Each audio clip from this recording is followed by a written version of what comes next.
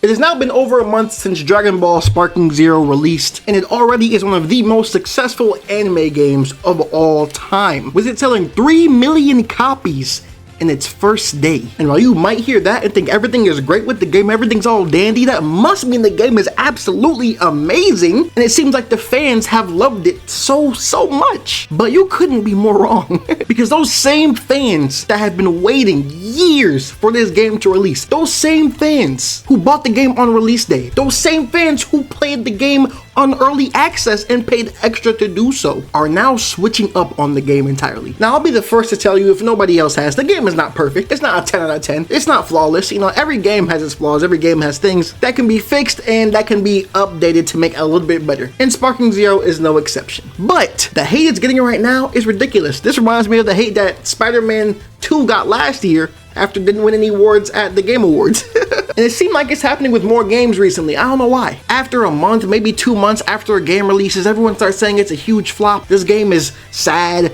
No one's playing the game anymore. It's dead. And I'm just wondering why. What more do you want from a fighting game? The same thing happened with Mortal Kombat. You could say whatever you want about Mortal Kombat. The core gameplay is fun. I heard a lot of things about that game saying how it lacked content. To me, it had the same amount of content that Tekken did. Once the core people, once the random regular people are done playing whatever game they're playing, they're gonna move on. That's just what happens with most games, especially fighting games, because you can only have so much fun. You can only play so much online before you get bored. Now people are starting to feel that same thing with Sparking Zero, but that doesn't make the game bad. Just because you get bored with it, just because you're a little bit tired of playing the game, doesn't make it bad. And the main thing that even started all this controversy surrounding the game is reports saying that on Steam, 90% of the player base is gone, and there's only 10% of the people that there were around launch time that are playing Sparking Zero still on Steam. But let me just say this, Steam is a very small portion of the gaming community. I'm not gonna lie to you. A lot of people do have PCs, a lot of people do play games on their PCs, but despite what people might think, most gamers are still on consoles.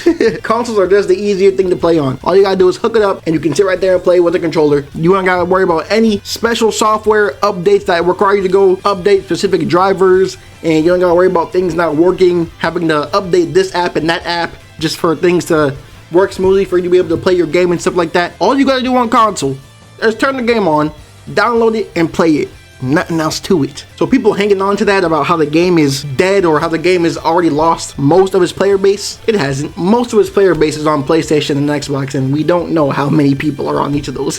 But regardless, all fighting games do this. All fighting games lose a lot of their player base after a certain amount of time. That 10% you see still playing the game, those are the hardcore fans. Those are the real fans. Those are the diehard fans. They play every fighting game. They love the anime. They want to keep playing the game. Now me personally, I got a little bit bored with it only because the lack of rewards in the game. There's not very much for you to unlock. Therefore, I only play ranked. So if I'm playing ranked and I'm ranking up, I'm just getting a rank. So there's not very much else for me to do. Now that doesn't take away from the game, right? You can be bored with the game, but the game can still be good. And that's exactly what we have here. This is exactly what the problem is right now. People stop playing something for a little bit, maybe to go play another game, because if you play one game for 2 weeks straight, of course you're gonna get burnt out. I mean, that's just how it goes. But the things people are saying on Twitter is crazy, and y'all gotta see this. Now I feel like right here, this is just one of the many companies, whatever, who have tweeted about the loss Dragon Ball Sparking Zero has had. And the comments are kind of taking this out of proportion. See right here, it says the tryhards ruin the player experience. I don't think that's true. In ranked, that might be the case, because obviously once you're higher in ranks, it doesn't reset. So you're not always gonna play against people that are weaker than you or easy games. And the cheese is annoying, but it doesn't necessarily ruin the game. I can say that makes me want to play the game less, I'm not gonna lie. Getting on and being expected to sweat to win every game, yeah, that does kind of irritate me. So I don't be playing as much as I used to, but I mean, it's a fighting game. What do you want from me? It's fine to hop on the game every once in a while. You don't need to constantly be playing the game to have fun. You don't need to constantly be playing the game for it to be good. At that point, you have an addiction, and you might need to stop playing the game because of that. Now we have JC the Victor saying, every fighting game goes through this nowadays, it seems like. Now I don't know if that was a diss towards Sparking Zero or towards fighting games in general, or if it was just a general statement that hey, every fighting game goes through this and it's normal. But he's right. You know what I'm saying? Like I just told y'all, every fighting game does this. It's not nothing new to the community. The tryhards, the people that are really diehards of these games are going to continue playing them. And that's all there is to it. Doesn't mean the game is floppy. Doesn't mean the game is bad. No Limit Yugi said the people that work 5 to 6 days a week can't put the hours the unemployed do, and therefore we get wrecked online. Let me say, I am employed. I don't have this problem. I mean, yeah, I might lose some games, but majority of games I'm winning, and I might have to sweat sometimes, but even when I'm getting mad at the game, I'm still winning. So that part might be a skill issue. Now if you're talking about cheesing the game like Android 19 or everyone using the meta characters, yeah, that's super annoying. It doesn't make for very much variety in the game, and unless characters are nerfed and stuff like that, or unless you split categories up into what you can use online against certain characters, I mean, it's gonna be harder. Now we got Pepito Chick rage baiting in late 2024. What are we doing here? Can't believe people play this in 2024. Come on now. I give that a 3 out of 10. Yeah, 3 out of 10. We have Ghost Malone saying all fighting games get like this after the sweats take over. Ghost Malone, you are right and wrong at the same. It seems like all these comments have the same thing in common. They're complaining about people being too good for them, or people just beating them with meta characters or whatever, and that's what made them not want to play the game anymore. Hey, that's completely understandable. I understand that completely. But at some point, you gotta recognize that it might be a skill issue. I'm not gonna lie, it might be a skill issue. Because every single person can't be having the same problem that everyone else is just too cheesy, or everyone else is too tryhardy. It's the unemployed people that don't have anything else to do the whole day, and all they do is play the game all day. It can't always be that. That can't always be the reason, you know what I'm saying? So, yeah, I don't know what to tell y'all, man. Tighten up. Then we got more rage bait from someone I guarantee does not have the game at all. It's just a copy and paste game. What do people expect? LMAO. You couldn't be more wrong, but that's a rage bait comment. We're not going to feed into that. What we are going to do though is give it a rating, and I give that a 4 out of 10. You know what I'm saying? It has 5 comments, so you know, people obviously fell for it a little bit. Actually, let's see. The comments are: where's the copy and paste? Elaborate. New game that was in development for years with new story, voice lines, and Sparking Zero. You know, new people never knew people could be this slow. You literally didn't play this game to disprove. Hey, that is true. From him saying that he did not play this game, you can tell. But like I said, that was obvious rage bait. We ain't gonna feed into it. Ray Tsukino said, could in part be explained by a lot of people wanting a single player title, finishing it and moving on. Doesn't account for all of them, but I'd wager it's a fair chunk. I'm gonna have to disagree with that. Most people know that Sparking Zero was going to be a mainly multiplayer game. I don't think very many people were going into this game expecting it to be, you know, this great single player experience of Dragon Ball. If that's what you wanted, I'm sure people have already bought Kakarot, because this was never advertised as that.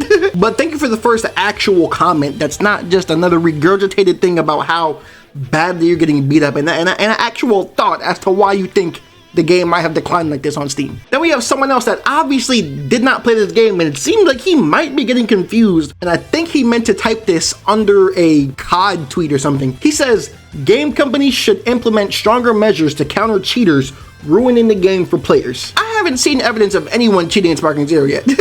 Now, I have seen people exploit what's already in the game, but not necessarily cheating in a sense. You know, I have people exploit Super Saiyan 4 Gogeta, people exploit Android 19, people were exploiting Yajirobe before he got nerfed, and everyone in the game, it seems like, still exploits the After Image Strike. Me personally, I don't do that junk. I don't need it to win. But you know, other people, a lot of people still use it online. So maybe that's what he's talking about, but as in actual cheats, like actual getting to the files of the game and changing things, maybe giving yourself God mode so you don't die and stuff like that, that's what I think of when I think of cheating, not probably what he's referring to. Peplius had probably the best take in this comment section. It's a fighting game. They'll have a small but loyal audience for years to come. Very true. I agree with you, Pepulus. Good job. Trig said this can only be explained by the lack of PyCon. You might be on to something. Then we have a cursed picture of you know, just look at it.